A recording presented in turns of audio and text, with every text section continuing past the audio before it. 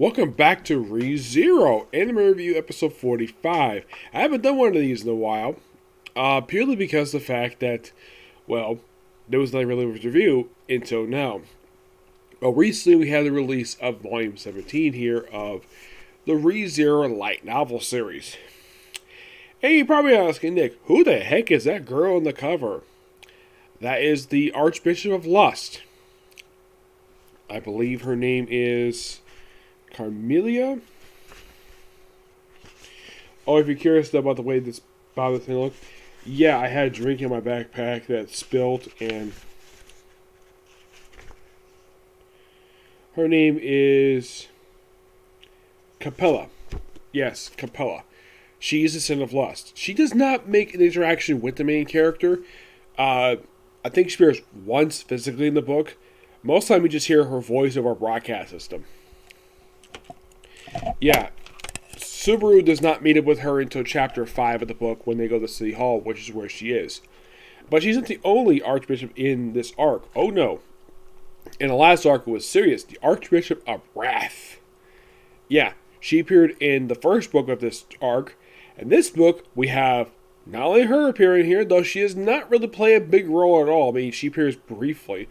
She doesn't play a bigger role like she did in the last book, per se. This one, she's here, but she's not really playing a part here at all.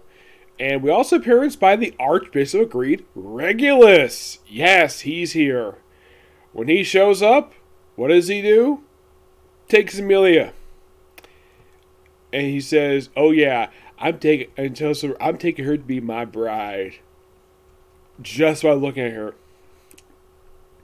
Now you're probably thinking, wait, when the heck these two meet?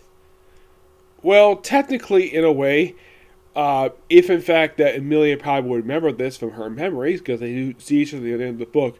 By the way, right after apparently he took Amelia, he stripped her naked. And then put her in a wedding dress. I'm like, dude. Oh yeah, by the way, he also says, I make you my 79th bride. Oh boy, this is going to play a big role in the next book. Yeah, and by the way, the return by death thing, that happens a couple times in here, but it's very brief. It's like, happens at the start of the book, and then it's like not here for the rest of the book at all. But once they saw the return by death scenario when it comes to this book, then of course they pretty much bring back the Alliance for the third arc of the series, which when they bring back Crunch, first time seeing her since the start of the previous arc of the series, along with Wilhelm. I have read that Felt is supposed to make an appearance in this trilogy, but she does not appear in this book at all. Nope, Ferris does. Oh yeah, Ferris does. Crunch herself still has suffered from amnesia. She does not have her memories back yet. Oh, there is one Archbishop make brief appearance here. Gluttony! Yes, the Archbishop Gluttony. The same guy who ate Crunch's memories, and also who ate Rev's not only her memories, but also her name. Yes. And his appearance in here is very brief. It's like, oh, hi, I'm here. Despite the fact he does not really play a role in this book at all. And we simply bring back the old alliance. They mentioned about the whole time taking on the White Whale, which is toward the end of Arc 3 of the series. Which the end of that kind of didn't set up it set up a little bit of the arc that came right after what you saw in the anime for season 2. But mostly Regulus was there to set up this very arc right here, which he's pretty much one of the main villains for it. And they simply put a strategy together to simply take down the 4 archbishops. And apparently, the Witches Cult has taken over this entire Water City. Yep, they have. Now, here's some characters who do not appear in this book. Ram does not make an appearance in here, which that's quite surprising. Yes, due to the fact she's behind with Petra. Petra herself. Despite the fact briefly appearing in the last book, here, not even mentioned. Roswell. Mentioned a couple times, does not make a physical appearance at all. It's actually the first book he's been absent for in quite a while. Let's see. Julius himself does briefly appear in the book. Reinhard appears a couple times at the start of this book. And Yeah, the whole thing with him, it relates to the return by death scenario when they have at the start of the book, but that's pretty much solved by partway through the book, and I'm like, that's quick. Because in the last arc, especially when shown in the anime, it took quite some time to basically solve that scenario. Here it's very quick. It's like go back a few minutes and eat a couple times. That was simply it. Yeah. Unlike the last time where it was the longest thing for Return by Death, this one was the shortest. I think it's like less than an hour, maybe. But it solved pretty quickly, so we're not really worried about that. Mostly put, Sirius herself apparently has this power where she manipulates people just by hearing her voice or even looking at her. Despite the fact she's covered in bandages, and also she claimed to be Portuguese's wife, despite the fact that prior to this arc, she's never been brought up before. And the thing is, I don't think Amelia's ever heard of it before. Yes, and here's the thing: after Amelia is taken by greed, which happens a little over half of the book, she doesn't return again until like the last 10 pages of the book. But the pace of this book is really good. Yes, and of course the final chapter is Battle of City Hall, which they do successfully take it back, and the Archbishop herself is driven out of the City Hall, but she's not killed per se, like in the case of the Archbishop of Sloth, Portuguese, that happened back in the third arc of the series, which he himself is actually brought up in here a couple times. Of course, they don't bring up the fact that Subaru was one who killed him by running him over with a freaking wagon. Well, not like, let's say, oh yeah, pull wagon, a covered wagon. Yeah, he ran him over with a wagon by basically ramming a wheel through his head. Yeah, that's how he killed him. And you're thinking, really? That's a very violent way to kill somebody. As far as I can tell when it comes to killing people, that is the only character Subaru's ever confirmed to actually have killed in the entire series.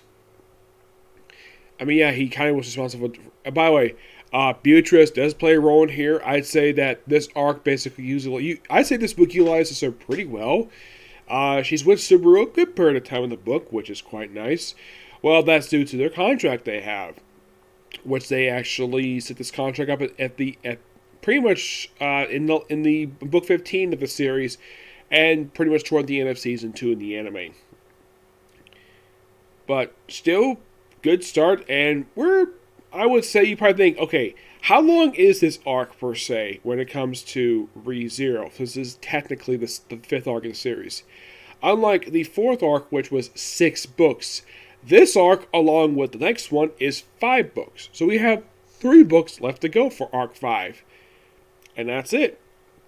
What ranking do I give this book? I give this one a 9 out of 10. It's an excellent book. Basically, just going to put it down. If you're curious, though, here is Regulus taking a mill, yeah, this happens in the book. Though Beatrice putting, a beam through Subaru's chest, that does not happen in the book that I remember. Also, oh yeah, by the way, there's a subplot here involving Garfield and his mom.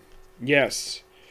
Where his mom finally does kind of return in here and mention with the guy he might know her, his wife. This I think is actually his mom. Yeah. And there's also stuff with him and Mimi. Also, Beatrice, also Subaru's leg gets injured during an attack by Greed. And he pretty much spends a lot of the book with his leg bandaged up. And also, Mimi, who is one of those 2, little kid type of characters who would crouch in the previous, when she was last seen. Yeah, it's viewed in this book that she's fallen madly in love with Garfield. Yes, she's in love with Garfield. Garfield is not in love with her at all. The only woman he's in love with is Ram. No, seriously, he's in love with Ram, a character who's just a few years older than he is. Oh, by the way, he basically changed what he called Subaru in this book. Yes, in the previous books he called him Boss. Here he called him General. Yes, they changed on here for some reason. I'm not really sure why that is. And you might be asking, does he really play a big role aside from the fact we can get him the character for him? Not really per se. No.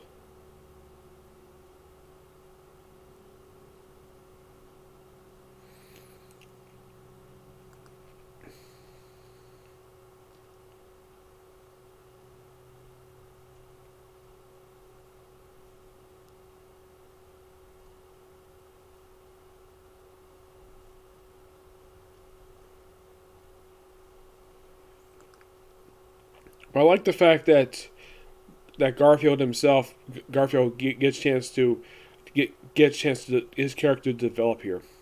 Oh yeah, I love it. I really do. He's a very interesting character. And I kind of think that he should get like a little more time. He might get a chance to see that in the near future. It's possible.